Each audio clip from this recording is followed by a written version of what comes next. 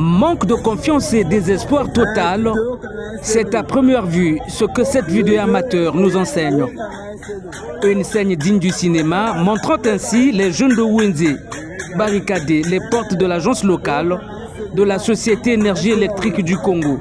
Leur raison principale, les coupures intempestives d'électricité qui les ont privés de cette denrée de première nécessité pendant 5 jours.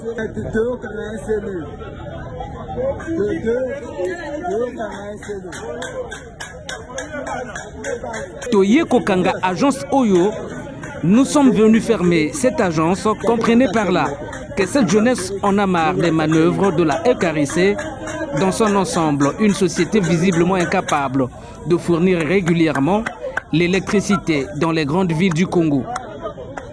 À l'image de cette jeune qui semble consciente de ses droits de consommateur, ce sont plusieurs Congolais qui expriment leur ras-le-bol en raison du manque cruel de l'énergie dans les ménages.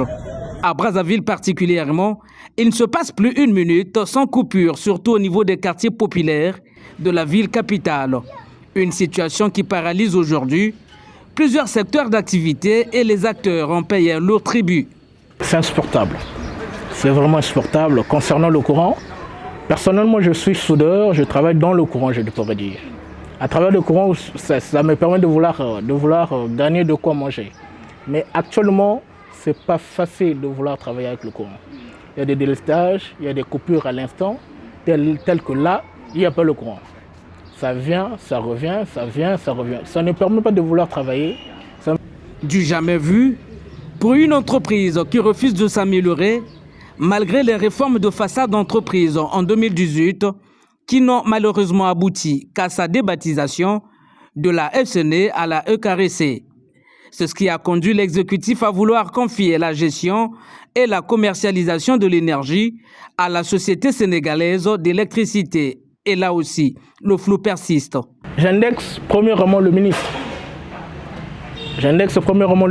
Il n'a qu'à abolir d'abord ceux qui travaillent dans la société EKRC. Il fait des choses qui sont anormales.